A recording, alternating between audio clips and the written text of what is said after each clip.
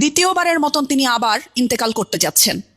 পৃথিবীর কোনো মানুষ দ্বিতীয়বার ইন্তেকাল করে নাই, কিন্তু তিনিই একজন যিনি দ্বিতীয়বারের মতন ইন্তেকাল করতে যাচ্ছেন। ইন্নানিল্লাহি ওয়া ইন্নানিল্লাহি রাজিউন। এই ধারণাটা শুধু আমার না, এই ধারণাটা আপনার, আপনি যে আমাকে দেখছেন, আপনার এবং আমাদের সকলেরই। কেন? সেটার উত্তরটা এখনই দিচ্ছি। তারেক জিয়া যখন লন্ডন থেকে বাংলাদেশে আসবে সেটার ফুটেজ নেওয়া হলো, লন্ডন থেকে এয়ারপোর্টে নামলো সেটার ফুটেজ নেওয়া হলো, 300 ফিটে গেল সেটার ফুটেজ নেওয়া হলো, তার শাশুড়ির সাথে দেখা করলো, কি করলো, প্রত্যেকটা ক্ষণে ক্ষণে ক্ষণে ক্ষণে ক্ষণে ক্ষণে প্রত্যেকটা সেকেন্ডের ফুটেজ নেওয়া হলো। কিন্তু নেওয়া হলো না যখন এভার কেয়ারে ঢুকলো এবং খালেদা জিয়ার সাথে দেখা করলো।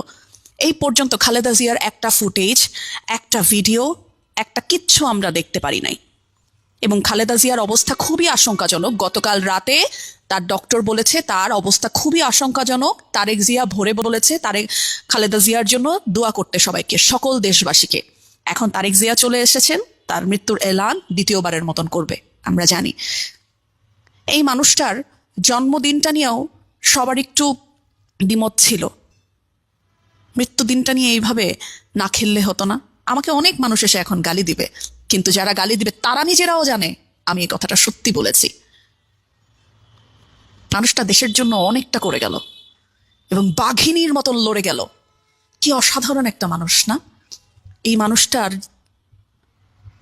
আসলে আমাদের অনেক কিছু শিখিয়েছে। দারুণ এক জীবন তার।